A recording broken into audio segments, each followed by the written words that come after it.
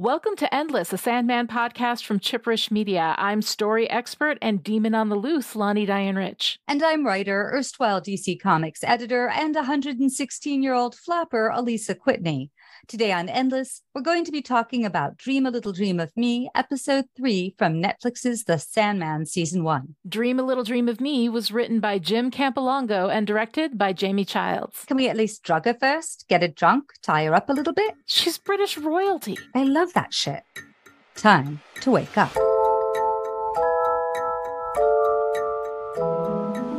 In Dream a Little Dream of Me, a young woman exits a car and walks warily but purposefully down a city street at night, approaching a door beneath a neon sign that buzzes in an indefinably sinister way. We appear to be in a theater or club with movie posters. Behind the door, lights flash and faint voices chant as papers fly in a breeze that has no clear source. Before the woman can open the door, a young girl, Astra, calls her name, Johanna. "I came as soon as I got your text," says Johanna. In a northern accent, Astra says that they have to get out of there. He says it was an accident, she adds, like when Mum died. Undeterred, Johanna finds Astra's father, Alex Loeb, lying unconscious in a pentagram, a book of satanic rituals by his side. She unceremoniously smacks him with the book and then opens the door to the room, which sucks her into the flashing light. A moment later, she opens her eyes and she is in a cab, waking from a nightmare. As she leaves the cab and pops her collar, we learn her full name, Johanna Constantine. The old shabbily dressed woman, Mad Hetty, who calls her, clearly knows her. "Look at you, all done up." She tells Johanna that Morpheus is coming and he wants his sand. She gives us another of his many names, the Oniromancer, one who divines through the interpretation of dreams. As if summoned, Dream shows up, saying he has business. But first, Johanna goes into a glorious old church. It's probably Westminster Abbey, but it's dark. It could be St. Paul's Cathedral. You would think that I have never been to London, but honestly, I have been lots of times. And meets a thirsty vicar who needs Johanna's help with a demon-possessed princess intent on marrying a footballer. Disguised as a vicar, Johanna reads the Latin rite of exorcism, but it turns out to be the footballer who is possessed. Unfortunately, Agalaeth, the demon, rips the footballer to shreds. As the demon attempts to bargain with Johanna, Morpheus appears. Agalaeth promises to tell Dream which demon has his helm, but Johanna sends him to hell before he can say more, despite Dream's command to wait. Dream wants Johanna to help him, but is distracted by the appearance of a new raven, the charmingly down-to-earth and befuddled Matthew, who was a human until very recently. When Dream turns away from the raven, he finds himself alone. Johanna has scarpered. Undeterred, he searches for her in dreams and enters her Newcastle nightmare. Offering to end her nightmares, he convinces Johanna to lead him to the sand, in the possession of an ex-girlfriend Johanna left without explanation some months back. At Rachel's apartment, Johanna is sucked into her ex's dreams until Morpheus intervenes. Finding the real Rachel emaciated and kept alive only by the sand, Dream is ready to reclaim his pouch and leave, but Johanna shames him into giving Rachel one last dream of happiness before she dies. Back in Arkham Asylum, John Dee wants to know why his mother is suddenly willing to discuss the ruby. He wants to know the truth about his father, Roderick Burgess. Ethel offers to trade her amulet of protection for the ruby, intending to give it back to Dream. But Dee thinks they would be foolish to give away a gem that makes dreams come true when they could use it to dream of a world without Dream. Trying for one last all-out bid to get her son to trust her, Ethel gives him the amulet of protection. Without it, she ages and crumples and dies. Now it is John who cannot be harmed, as the guards who try to shoot him to stop him from escaping discover. Walking bemusedly through a spirographed hall of blood spray, John emerges into a snowy night with the help of a not disinterested Corinthian who gives John his coat. Morpheus, unaware of Corinthian's machinations, takes his leave of Johanna, promising her a respite from the Newcastle nightmare. Less cynical now, Johanna spots Matthew the Raven and makes him promise to take care of Dream. Matthew will have his chance to try, as Morpheus relents and lets the Raven accompany him on his next stop to reclaim his lost possessions. Quote the Raven, Fuck it. Let's go to hell. All right, Elisa, here we are. Episode 3, Dream a Little Dream of Me. We're moving deeper into this story, getting, of course, Sandman a dream on his quest, which I absolutely love. What did you think about this episode? Well, I feel a little Alice through the looking glass here because, I mean, the changes from John Constantine to Johanna Constantine have really profoundly changed the dynamic between the occultist and the occult entity. And that said, the romance reader and writer in me is not at all displeased by the frenemy sparks between Dream and Joe. Yeah, I picked up on those too. Yeah, as a romance writer, definitely that speaks to my heart. I always love that. And I gotta say, like, it feels kind of cheap every time. The way I did with the comics, I come in, I'm like, this one's my favorite so far, I love that Johanna Constantine is the modern day Constantine, and that this may have some questions to be answered later. I love, of course, the introduction of Matthew, who is one of my favorite elements of the story all over in the comics and in the show. And I love how we tweak pretty much everyone's trauma here. I mean, if you're going to do horror, you're already talking about trauma, so why not go all the way? I dig it. Yeah, no, there's a lot of bromancy arcs in this, and I'm sure we're going to talk more about this. But, it's funny you have a great section on visuals, and I wanted to get your take first, because you are the TV and movies person in our duo. I'm a TV and movies person, but I'm not really generally like a big visual storyteller. I think about the emotional moments and the movements, but the thing is that the visuals represent that, as does the sound design. Which, oh my God, where we had the exploding guards and you hear John D. I was wearing these, like deep sound, noise canceling headphones, professional headphones, listening to the gross, squinch of John D.'s shoes in the various guard viscera. And it was so incredibly powerful, really, really tough. But the visuals themselves are part, of course, of the storytelling, as we've learned during the comics and everything. It's not just something that shows you where things are, what they look like. There is such an understanding of the story moments and how everything works in the visuals. The sand effects in this are great. I love the pouch of sand, how the sand moves, the way we have Rachel turning into sand.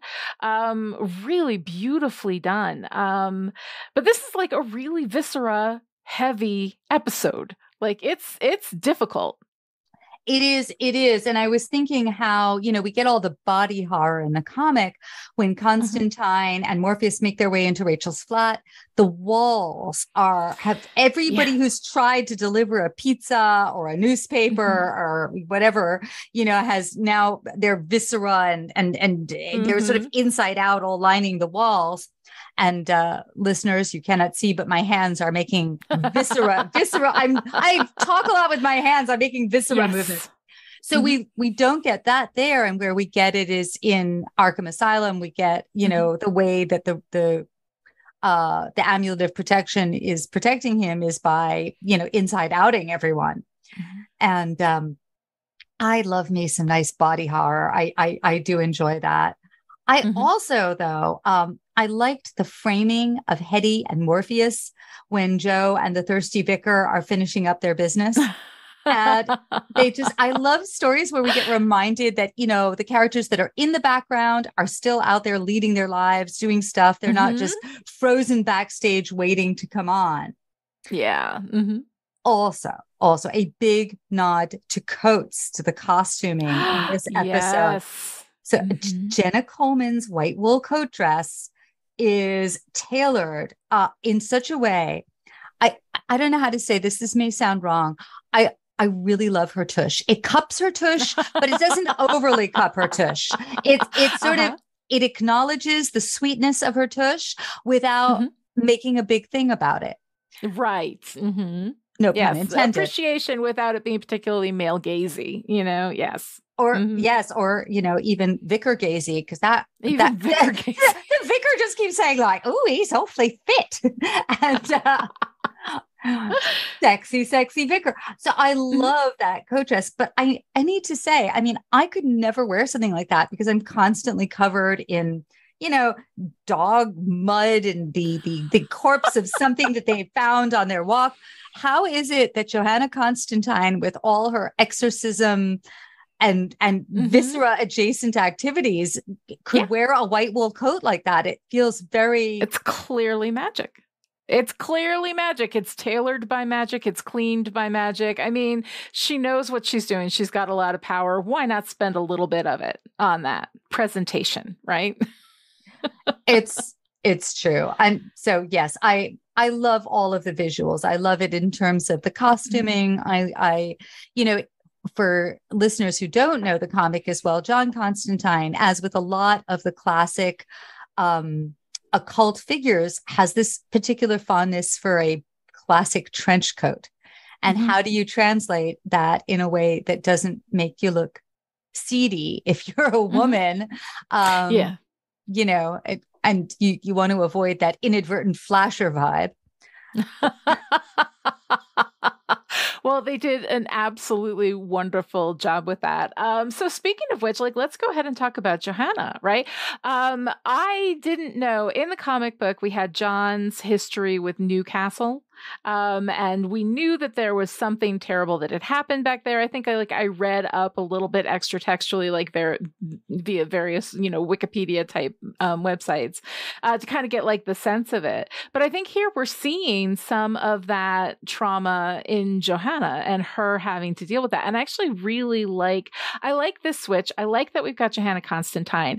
I'm confused by a couple of spoilery things, trying to figure out how all of that works. But the thing is, it's not a disruptive confusion. It's more I can't wait to find out how they're going to resolve this for me. Because when you're in the hands of storytellers you trust, that's the response to a little confusion, because they're not going to lie to you. They're not going to build something up to be something. They've got a plan. So I'm very curious about it. The "have we met" line in the beginning that had that sense of I know we've met before. So I'm very, very curious, and we'll be able to talk about that a little bit more as we move further into the series. Jenna Coleman in this, I think, is amazing. Jesus fuck, I want to clip that audio and use it as a ringtone. That is my favorite, the way that she says that line. Said that this vicar, who is also a woman of color, I fucking love how everything isn't white in this show. That's really wonderful. And the vicar is delightful. At the time of this recording, IMDb doesn't have all the actors listed, but whoever that actor is, she took this tiny part, made it amazing. The glee and delight in her face when Johanna agrees to do the exorcism is wonderful. And I just want to watch everything that vicar has done. Just everything. And it's also the writing. It's clear that this is a vicar who has a relationship with Johanna. This is not their first rodeo. And I think that's, good writing always, to have there is a deepening when people know each other and have history. I also am really enjoying this switch, although it is giving me a little, cognitive dissonance at the same time. So I want to go and talk a little about how I know John Constantine. I have actually, I've stayed away from a lot of the TV stuff. I think so. I saw the Keanu Reeves Constantine, and just as wonderful as Keanu is, he was so not my Constantine that despite what you're saying, that no one can take your teddy bear away, it'll still be your teddy bear. I just, I could not square that circle. Yeah. Okay. So Constantine, I found this great quote from a 2013 Paste article. Sean Edgar was quoting Garth Ennis's take on John Constantine. It was the introduction to his Dangerous Habits storyline. So Ennis said about Hellblazer, it's a comic without some loathsome morality at its core, but instead with a character who broke his own rules as he staggered through life and could only face the consequences of his actions with the same frail human defenses that are available to you or me. So I think that's one interesting take. In my head, Constantine is the kind of guy who charms you, even though you've steeled yourself not to be charmed. He's a user, but he's a user with a conscience. Conscience that's like a faulty heart valve. It's going to have a lot of leaking. He's he's Larry David if Larry David looked like a young Sting. I mean, others may completely disagree here, but that's how I have always done Constantine in me. I love that. That is a great description. He is, he is a selfish character. So Jenna Coleman's a really interesting choice. I mean, in the Audible, I think it's Joanna Lumley oh God, I'm having a moment. Absolutely fabulous. Who does the voice. But Jenna Coleman is a kind of tough pretty. To me, she's young Lauren Bacall, young Barbara Stanwyck, that elegant and rough at the same time. And I think she exudes that kind of, don't be too nice to me or I will, hurt you emotionally. It's a vibe that I think is very attractive in any gender. I mean, not healthy to get involved with, but very attractive. Exactly. Mm-hmm. And, above all else, I really do love the creativity of taking John's ancestor and making her a current relative and a peer, which means that, occulting and screwing over your friends is the family business. Yeah, no, I think that is very, very cool. Jenna Coleman, I think, is fabulous in this role. Absolutely describing her as like a young Barbara Stanwyck energy that's absolutely there. But I love the way that they are working through that trauma, like that Newcastle trauma, which was part of John's story that we didn't really talk about that much, in the comic. It was just sort of part of what informed him. And, the idea of anybody who loves me is going to get hurt for loving me, which is something that she is really clearly struggling with. Dream comes in via her nightmare and says, it's a memory. No wonder you don't sleep. And she says, maybe I don't deserve to, so you can see that she is very much struggling with who she is, what she's done, what she's seen. And there is a sense that there are things that even she doesn't know about herself. Yes, but she's cheeky. And I'm going to go more into the Newcastle story in our Lucien's library. But I mean, I think that cheekiness is really important. You can, no Constantine is a Constantine if you make them too noble or too nice or too self-aware, I guess. And I think that, in a way, Johanna and Mad Hetty is just a lovely pairing because they are foils for each other, and yet there are similarities. No, I really like it. And Hetty, we just see for a quick moment, where she's coming in and she knows everything that's going on, and so I like that she has that kind of, knowledgeable, person about her. She almost has like a Greek chorus kind of sense. She's like, let me come in here, explain this shit to all you idiots, and then I'll just step out of the way and let you make everything a mess, so I kind of like that attitude from Hetty. It's a really, really fun combination. There's huge, massive chemistry going on between Morpheus and Johanna, which I really love. And she's just so fun. And she does have, and one of these things that I really love is like that trickster energy, right? She distracts him with the raven. Next thing you know, boom, gone. And he has to go hunt her down. She goes into the house, to try to see Rachel and talk to her without Dream there. And of course, ends up falling into a dream. And that's how, and she invites him right in, it's so fun and interesting. And I really like the way that they've represented the story here. Although again, there's a lot of the story that I don't understand because it's not in the comics that we have read already. So I have so many questions going on. I'm very excited to see them get answered. So one thing that struck me as you were talking, and I didn't have this in my notes, but if I were to have imagined who Johanna Constantine would be or would feel like, I think I might have thought she was a little bit more like the TV version of Jessica Jones, played by Kristen Ritter. And that, there was a roughness to her, that feeling that she woke up wearing the same clothes she'd worn 2 days before. A little Mad Hetty mixed in there wardrobe wise. Whereas, this Johanna Constantine wakes up, she's clearly, her soul may be gray, but her clothes are not grimy. Or her soul may be grimy, but her clothes are not grimy. And so that's sort of interesting. She's a little she reads a little younger and fresher than I might have expected. And, and yet I think that gives us an interesting place to go with her, because I wonder if she is going to get a little more roughed up in the, we're watching Morpheus rebuild himself. I wonder if she is going to be taken down a little more. I am very excited to see where that goes. I'm really interested in seeing how they resolve all of that. But I have to say, so far, just delightful. All right. So the B story, I guess if you could call it a B story, it's still incredibly powerful, is this story with Ethel Cripps and her son, John.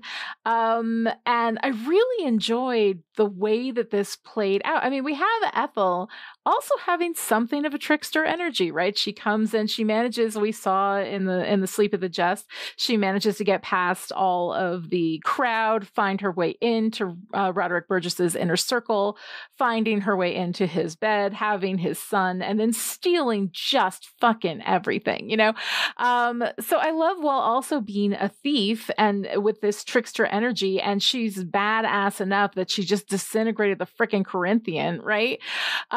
She is a mother who loves her child, and she goes in to see John, and we don't know exactly what he did, but they're talking about the ruby.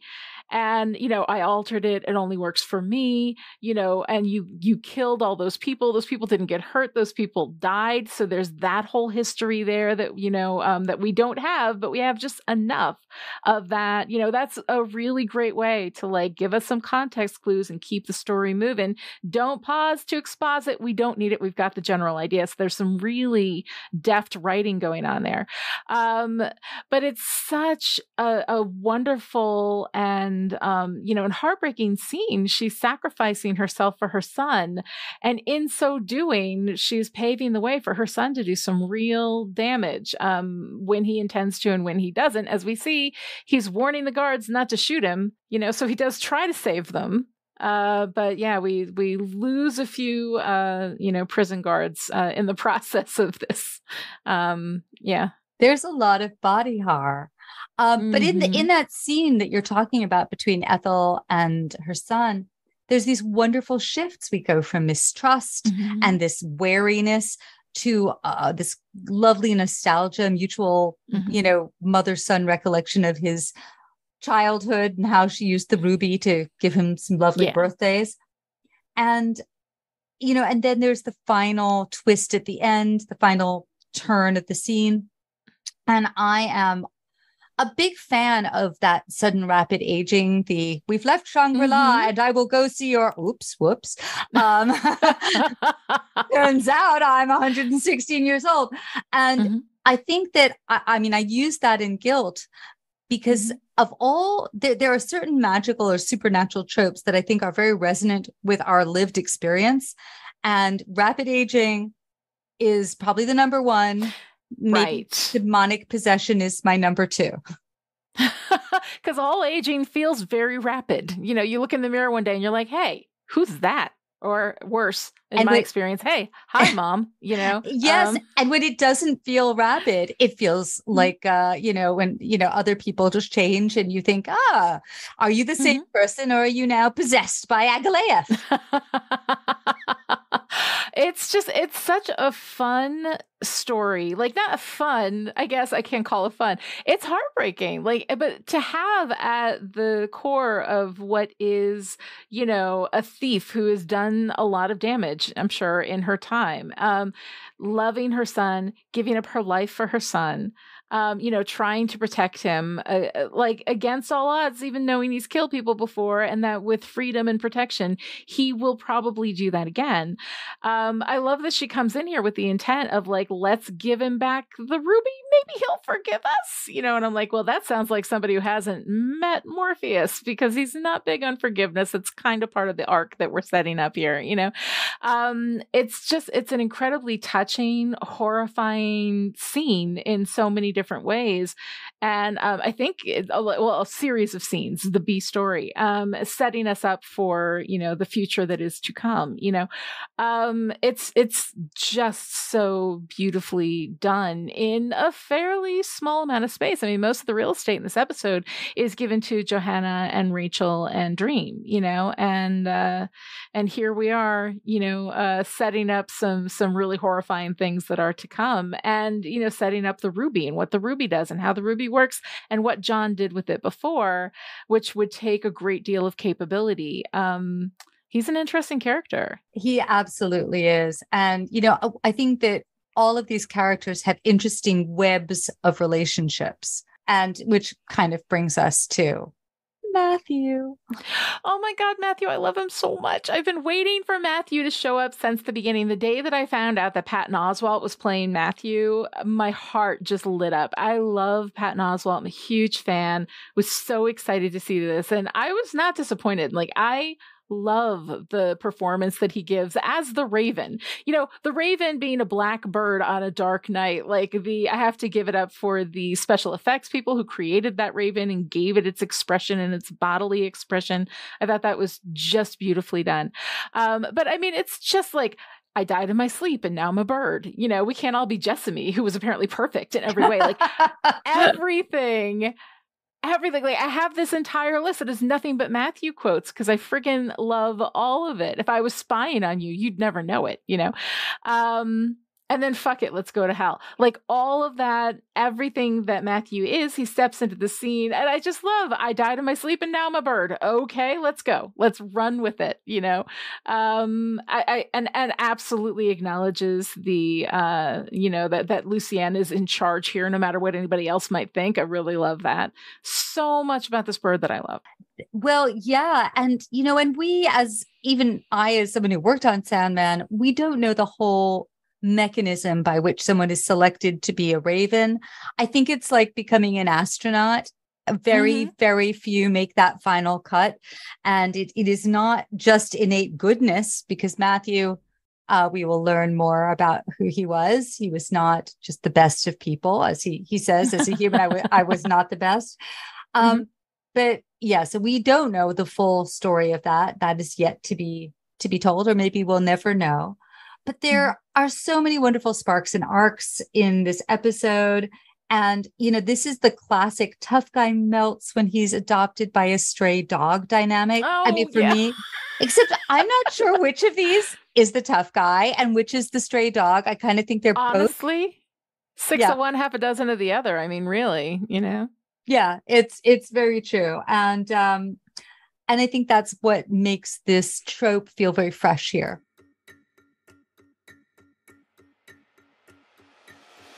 If you're enjoying Endless, a Sandman podcast, then you should know that it is only through our Patreon supporters that we are able to produce this content for you. So we'd like to take this moment to thank everyone who supports us at patreon.com/Chipperish. This episode of Endless was brought to you by the Chipperish patrons who support us on Patreon at the power producer level. Thank you to our power producers, Alice, Christina, Erica, Jane, Kevin, Kristen, Michael, Rose, Sarah, Shelley, Stephania, and Stephanie.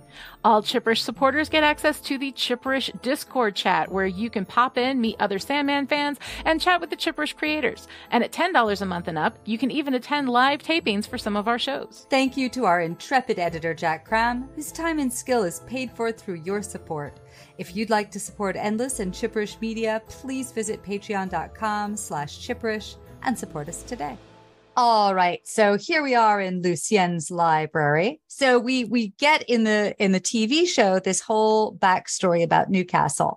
And I remembered my Hellblazer, but dimly. And I also went a little wading through, the wiki world. But I thought, I don't remember. I have this weird feeling that Newcastle was not just Jamie Delano. So Jamie Delano was the first writer of the comic Hellblazer, which was John Constantine's own comic. And so I, like in Jeopardy, I called Karen Berger and I said, do you have a moment? I can't remember. And she set me straight. So in the beginning, Alan Moore in Swamp Thing has Constantine alluding to some horrible shit that went down in Newcastle, kind of like the Black Widow in the Avengers movies talks about Budapest, but unlike Budapest, it's not a letdown when we find out what happened. So we get that story from Jamie Delano, and it's basically a variant on the story we're given here. There is a baboon dog, a giant baboon dog, which I believe Astra summons, which also, by the way, I need to tell people Astra would be a good alternate dog name, because it turns out that every other person in the dog park has named their female dog Luna. Oh, wow. Yeah, it's just a strange aside. But anyway, so here we have this Newcastle story. And I think it's changed somewhat by having Johanna be female. And the reason is this. I was in my early 20s in the 80s. And so when the men I knew in their 20s were much more, and 30s, were much more obsessed with, have I done right by the people? Have I fulfilled my responsibilities in the world? Have I performed heroically? And that hasn't, I think that now I know women who have that feel more, but growing up, it was something I had to, I guess, sort of wait for the world to catch up a bit to see more women with that sense of responsibility that's not just to the family, but saving those outside. And again, this is just my own personal, when people talked about, have I let people down? Have I saved?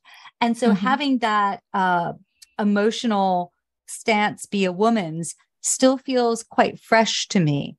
It feels a little different, especially combined with some of that Larry David selfish con woman energy. So I think that's giving Newcastle to Johanna changes it somewhat. I also will mention that Neil has I looked this up to confirm, because, there are things I dimly remember and then I have to check, but Neil has a Constantine story. Dave McKean was the artist on it, and it's Hold Me. I think it was Hellblazer 27.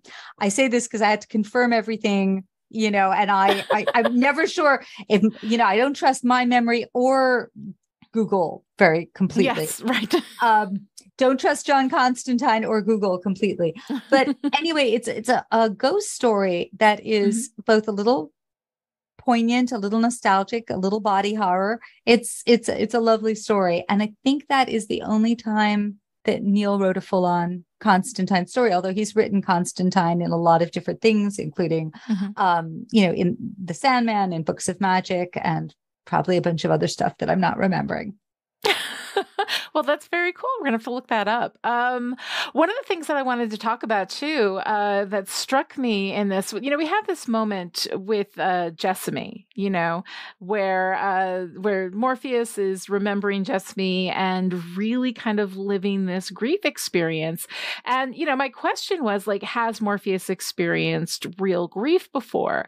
With the exception of a spoiler for things to come, probably not. And the spoiler-laden area is a little different because the person is dead, but not gone.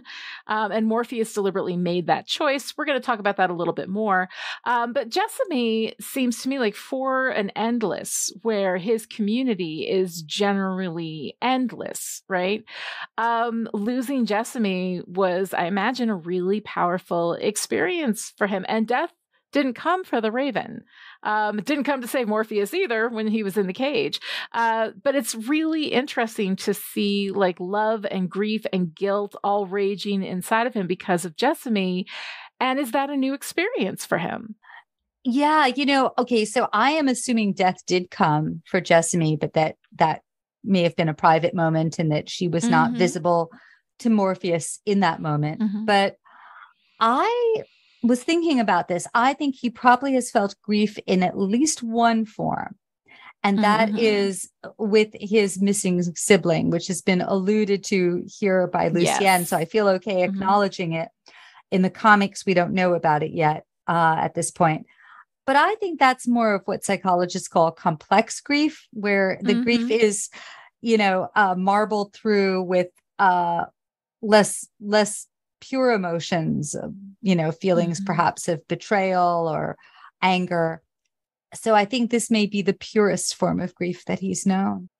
It's an interesting thing because we're seeing the change, and we talked about this a lot in our discussions of the comics, that because of the experience of being captured for all that time, and his traumatic experience, he comes out of that cage fundamentally changed. And I think that we're seeing him sort of wrestle with all of this as he moves through these stories. In the comic books and in this episode, we have that moment at the end where he's just going to leave Rachel there to suffer and die, and it is John in the comics, and it's Johanna here who says, no, you can't do that. That's not okay. And then he stops and, is acknowledging this, stops and takes the time to give Rachel a dream to die in, right? Which I think is really kind of an interesting thing. I like seeing the trauma bringing out the humanity in a character that is not human, but it lives in service of humans, right? Does all this dream work and yet doesn't maybe entirely understand until he actually lives some of these experiences. And so watching him go through that, I think it's just really, I think, deeply meaningful. Yes. And I loved your talking about grief in this way. And I think you often call out emotional, just punctuation points or inflection points is the word I was looking for, in a way that I find really significant, in analyzing story. I want to say one aside here. I don't know if there are sometimes moments where you see things played out on TV or in films again and again, and you think, that's not my experience. One is orgasm. For years I was thinking, oh, look, everyone in movies has an orgasm. And it seems to always be, with a brass band in a way that doesn't match my experience. But I don't mean an internal brass band. I mean, an external brass band. I get it. Yes. But the other is the way dreams are depicted. I just want to state for the record, I have never had a full flashback dream. And I'm sort of curious, is this a trauma thing that when people have had a certain kind of trauma, they really do dream very realistically events as they occurred? Or is this a TV movie shortcut? It's a way of giving us a flashback encased in a dream. Have you ever had a dream that's verbatim what happened to you? I have not. I think that, like most things, everybody's mileage will vary on this thing. I have definitely spoken to people who do have this experience where they go back and dream it. I know that from a traumatic, somebody who's experienced trauma, that there are the flashbacks, which are, waking moments in which you live through the trauma again as though it is happening right in that moment. And that's kind of something that as I understand, is fairly common to people who have experienced trauma. But I think that part of the reason, and again, I'm not a psychologist, I've just been through a lot of therapy, so understand, take this with a grain of salt, et cetera, that a lot of people going through the trauma, revisiting the trauma is something that you do so that you can tell your story, so that you can understand your story, so that you can go back and process it fully through. And, the advice that I've seen and I have gotten is tell your story, understand your story, claim your narrative, know what happened. And once you've done that, you can go through it. So I think that some people do that in therapy. Some people perhaps, like Johanna. Johanna does not seem to me to be a character that we're going to see, sitting on a therapist couch anytime soon. So possibly that some people go through that, reliving of the story in their dreams in order to process it fully. And I think that dreams work differently for a lot of people. A lot of people dream more metaphorically. A lot of people dream more literally. But it is kind of an interesting, idea. And I would absolutely peg Johanna as the kind of person who does not think about her trauma until she goes to bed and has no choice. And her psyche just says, you're going to sit down and deal with this shit. So I actually fully believe, in context of that character, that is exactly what would happen to her. I getcha. Okay. I think so. You had another response to the whole, shift from John to Johanna Constantine that I thought was worth, taking a little visit to, speaking of trauma. Speaking of trauma, right. Well, one of the things I've noticed that we have like kind of a recurrence of this trope that we've seen happen in our mass media, which is referred to commonly as kill your gays, right? Rachel's story was originally written as a heterosexual love story with Johanna's role being fulfilled by John Constantine, right? And in the comics, Rachel dies there as a straight woman. Now, there's a lot of representation happening in the Sandman, a lot of gender flipping, orientation flipping, and race flipping. And from what I can tell, it's all done consciously and with loving intent for the communities included, which I really appreciate. I had expressed definitely some concerns about some things in the comments when we discussed them. I see a lot of them being addressed here in ways that quite honestly have impressed and sometimes delighted me. And before I start taking credit for all of that, all of the podcasts that we recorded were recorded after everybody did all of this. This creative team was way ahead of me on all of it. So I don't want to say that like I said so in the comics and they changed the way they did things. No, they just know what they're doing. They're just really, really talented people. And I have to say, like, one of the like race flipping choices that was made is Kirby Howell Baptiste cast as Death, which feels like a choice that was specifically made to delight me. I absolutely love her. We will be talking about that as we get towards those episodes. But yeah, the thing that happens here is that we have a circumstance where we have, we have a gay woman who dies. It's also a Black woman who dies. So there is a lot of Black trauma that often gets, mixed into this. But one of the things that I'm seeing in the Sandman overall, which you don't see in those kinds of stories, is that we have more than one representation. It's when the only, LGBTQIA plus character that you have dies, then, we've got some discussions that need to be had around that, right? But here we've got, Johanna is bisexual. We see a lot of bisexual erasure throughout stories like this, and we don't have that. We have her representation. She is there. She is bisexual. It's part of who she is, but it doesn't define who she is. And so I think that and we're seeing a lot of different, we have the lovely vicar, who was a woman of color, and just first of all, a woman as a vicar, which is something we don't often see, a person of color as a vicar. We don't usually see that representation in stories. That was really fun. I feel like we've got a lot, and I think that it's good. Well, exactly. And that was the response that I had, that since Johanna is bisexual here and she's not going to be killed, I think there's an argument to be made that to not kill any gay characters could be an overcorrection. You and I talked beforehand about the, make all your diverse characters boringly nice, is a problem. Now, in the comic, Rachel is also less saintly. He says about her in the comic, I went to Alaska for 6 months over the lupus affair. When I got back, she was gone, along with me stereo, the telly, me silver surfers, any old junk she could convert to money. And she'd long since converted the money to junk. So I'm not sure why Rachel became more saintly. And it may be that she's more of a foil to Johanna Constantine this way. Another thing that might have been interesting is to have Rachel's gender flipped so that, we had a male character in that vulnerable, waiting, being left behind position. But it is interesting. So they changed. They changed, I believe, her ethnicity. I can't remember if she was white before. Yes, I think she was. I think she was. But in comics, it's not always as clear. In fact, in real life, it's not always as clear. I just discovered Anatole Breard was mixed race, although that was just, anyway, that's an aside.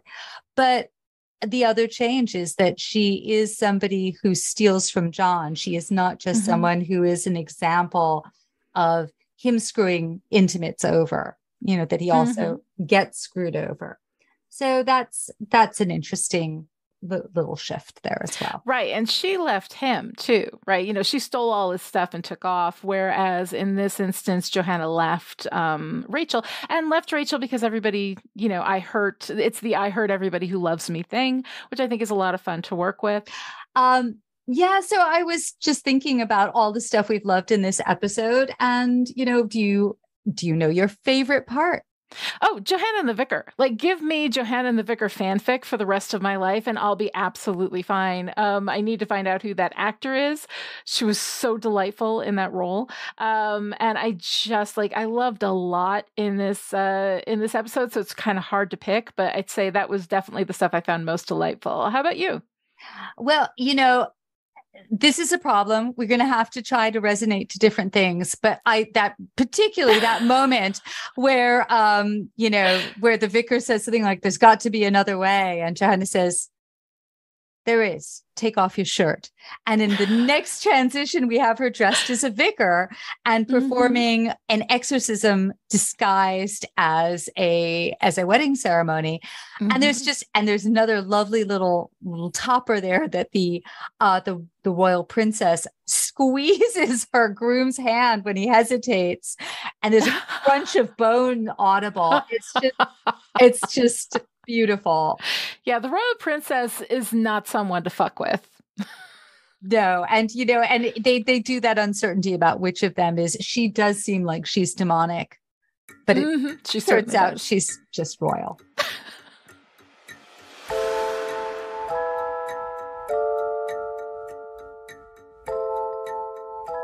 Well, if you enjoyed this conversation and would like to join in, connect with the show on Twitter. Follow @Chipperish and use the hashtag #EndlessPodcast, or send your comments or questions or your doodles to endless@chipperish.com. This episode of Endless was edited by Chipperish content editor Jack Cram. Jack, this is why you need a raven.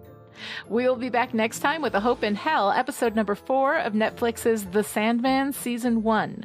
Until then, I don't get the sense that you're listening, so fuck it. Let's go to hell.